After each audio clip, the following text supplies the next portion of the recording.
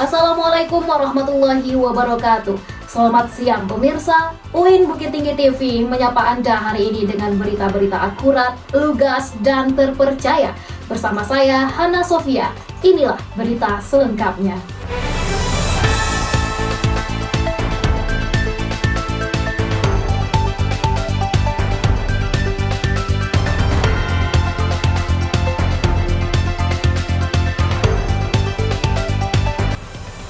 Cuaca ekstrim yang berlangsung sejak awal pekan ini kembali membawa dampak besar bagi masyarakat di Sumatera Barat.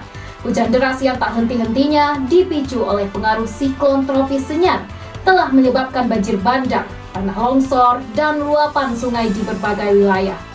Hingga Jumat 28 November 2025, laporan resmi yang diterima menunjukkan peningkatan jumlah korban lebih dari 80 orang dilaporkan meninggal dunia di wilayah Sumatera. Sementara puluhan lainnya masih hilang dan proses pencarian terus dilakukan di tengah kondisi medan yang sangat berat.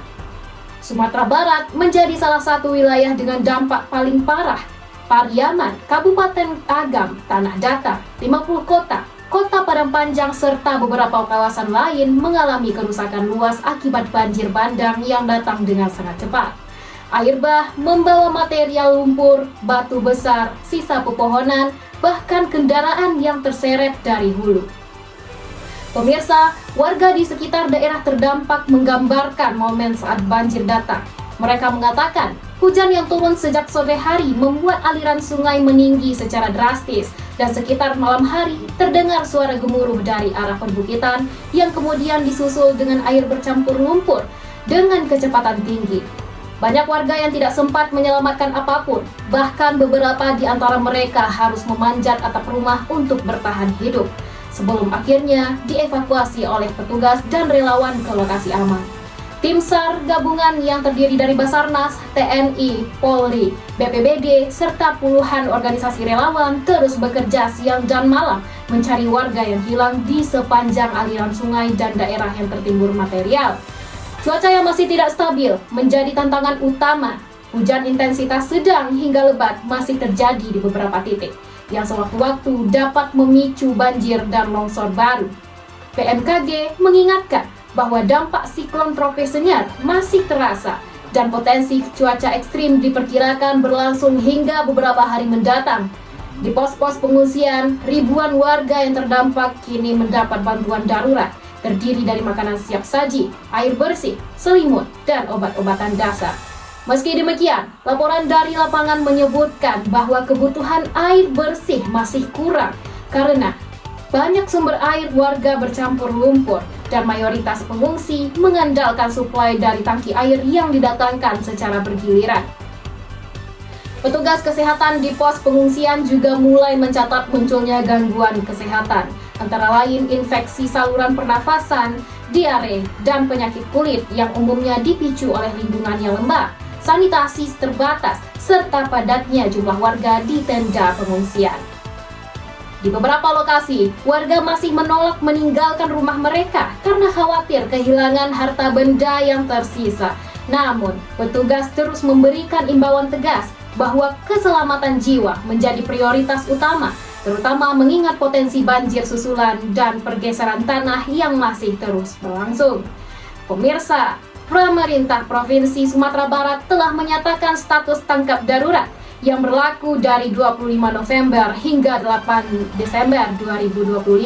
Status ini memungkinkan percepatan mobilisasi personel, logistik, serta peralatan berat untuk memastikan respons bencana dapat dilakukan tanpa hambatan birokrasi.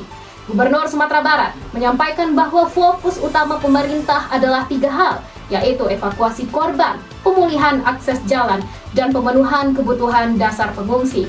Selain itu, pemirsa, pemerintah pusat juga telah menurunkan bantuan langsung, mulai dari tenda keluarga, perahu karet, hingga paket logistik untuk ribuan orang. Meski banyak upaya telah dilakukan, situasi di lapangan masih dinamis. Beberapa wilayah yang sebelumnya dapat dijangkau, kini kembali terisolasi akibat hujan yang turun sejak siang hari. Hal ini membuat tim di lapangan harus menyesuaikan strategi evakuasi dan terus memantau kondisi sungai yang debitnya naik turun secara cepat. Hingga siang ini pemirsa, proses pendataan kerusakan rumah, fasilitas umum, jembatan, dan lahan pertanian masih berlangsung. Diperkirakan nilai kerugian material akan meningkat seiring masuknya laporan terbaru dari desa-desa yang baru berhasil dijangkau. Pemirsa, peristiwa ini kembali menjadi pengingat bagi kita semua bahwa wilayah Sumatera Barat memiliki risiko tinggi terhadap bencana hidrometeorologi, ditambah dengan kondisi geografis yang terdiri dari perbukitan curam dan aliran sungai yang langsung bermuara ke dataran rendah. Kami mengajak seluruh masyarakat untuk tetap waspada, tidak membawa kendaraan atau melakukan aktivitas di area sungai saat hujan deras, dan selalu memantau informasi resmi dari pemerintah, BMKG, serta BPBD setempat. Kami akan terus memberikan perkembangan terbaru terkait situasi di Sumatera Barat seiring dengan laporan yang masuk dari tim di lapangan. Saya Hana Sofia, terima kasih telah menyaksikan, tetap waspada dan sampai jumpa.